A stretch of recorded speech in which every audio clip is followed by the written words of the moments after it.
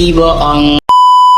Aku hanya memikirkan satu peraturan penting. Kenapa kau lakukan hari ini kalau kau bisa melakukannya besok? Hahaha. Few moments later.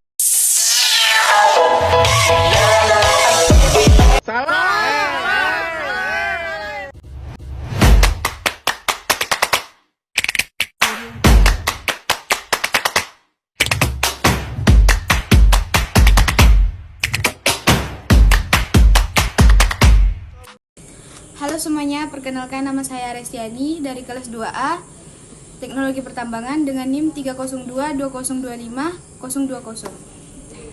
Nah, coba bayangin, kita lagi praktik kerja lapangan atau ada di lingkungan kerja. Kelihatannya aman-aman saja, tapi sebenarnya banyak bahaya yang sering nggak kita sadari. Itulah kenapa keselamatan dan kesehatan kerja atau K3 itu penting banget. K3 bukan cuma aturan, tapi bentuk kepedulian kita terhadap keselamatan diri dan orang lain. Nah, apa sih bahaya? Bahaya adalah segala sesuatu yang punya potensi menimbulkan cedera, gangguan kesehatan, kerusakan alam, atau kerugian. Nah, contoh dari bahaya di lingkungan kerja antara lainnya yaitu mesin yang bergerak tanpa pelindung, kabel listrik terbuka, bahaya kimia tanpa kabel, ruangan kerja dengan pencahayaan kurang, alat kerja yang sudah rusak. Bahaya ini bisa ada di mana saja dan seringkali dianggap biasa karena sudah terbiasa melihatnya. Nah, apa sih itu risiko? Risiko kalau bahaya dalam sumbernya, maka risiko adalah kemungkinan terjadinya dampak dari bahaya tersebut, beserta tingkat keparahannya. Misalnya, mesin tanpa pelindung. Nah, itu risiko tangan terjepit atau terluka. Kalau kabel listrik terbuka, risikonya tersengat listrik. Kalau ruangan gelap, risiko salah, langkah, atau kesalahan kerja. Semakin sering terpapar dan semakin besar dampaknya, maka semakin tinggi risikonya.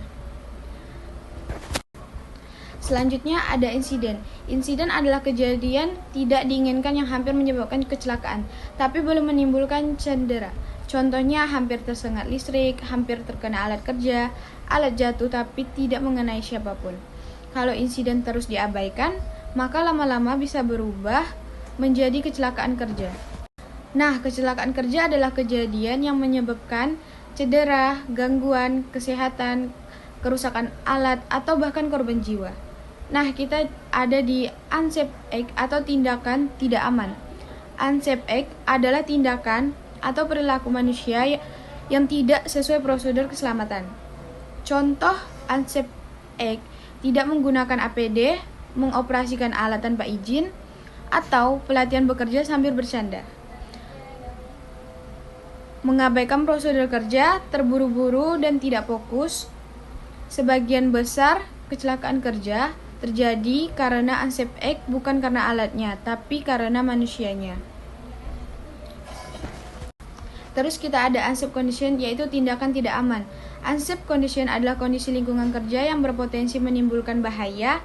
Contohnya, alat kerja rusak atau tidak terawat, area kerja sempit dan berantakan, ventilasi udara buruk, suhu ruangan terlalu panas, pencahayaan kurang. Unsafe condition ini sering dianggap sepele, padahal kalau kita biarkan bisa memicu kecelakaan serius. Nah, apa sih pentingnya menggunakan APD? Sebagai mahasiswa kita diwajibkan menggunakan alat pelindung diri atau APD, terutama saat praktik dan kegiatan lapangan.